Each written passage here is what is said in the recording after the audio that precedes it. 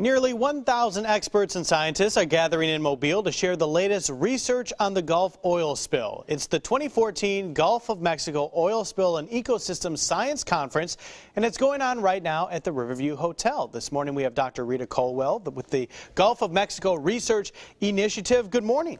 Good morning. It's a pleasure to be here. Thank you so much for being here. So tell us a little bit about this big event that's happening right here in Mobile. Well, I think that Mobile's been jumping because we've had the football players, and then now we've got 1,000 scientists wandering around. We're focused on understanding the research that's being done to monitor, to understand the oil spill that occurred tragically in 2010. And so the scientists that are gathering, which includes students as well as faculty, about 160 universities and about 10 countries represented. We're talking about the research that's been done over the last 2 or 3 years with the funding that's been provided by BP.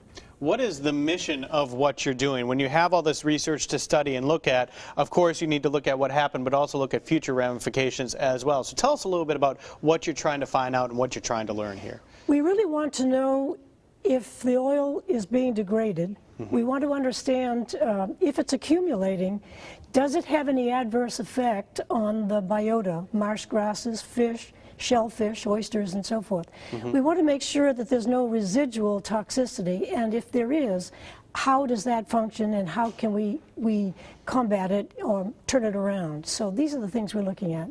And a lot of people are on very different sides of this issue. Some people have already thought that everything's fine, the Gulf is fine. Other people say that we're still feeling the lasting effects. Can you shed some light on where you think we're at today, or is that too much of a loaded question? I think it's safe to, we're down the middle, that there are some continuing effects, but surprisingly, much of the oil has in fact been degraded and disappeared. I won't say disappeared, it's been broken down and utilized in the subunits to which it's been broken down. But there are some residual fractions then in the marsh grasses and being picked up in some of the animals that we're finding there. But in the deeper part of the ocean, I would say that the currents, the dilution has been very effective.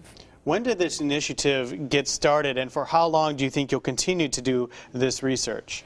Actually, it began within a few weeks after the spill. I received a phone call from the chief scientist at BP wanting to set up independently, this is a group to look at and do research, $500 million over 10 years. Is this funded by BP? Funded by BP, but we're entirely independent, and the research is being done exactly as the National Science Foundation of the United States, and we adhere to the rules of operation of the National Academy of Sciences. So this is a very top, high-level, very, very good science that's being done, and it's been terrific to see the groups of scientists from the Gulf and from around the world working together. Well, and it's so incredibly important for our area to learn more and know more about what is going on in our Gulf. Lastly, all the scientists, all the educators, all the students are here in Mobile, but if the people want to come check this out, can they have an opportunity to come listen in? Welcome. We really would like to have folks come out and hear what's being said and understand that terrific science is being done by the scientists in the Gulf along with other scientists around the country. Well, thank you so much for coming here on Studio 10 and sharing some light on what you're doing. It is so critically important. Thank you again. Thank you.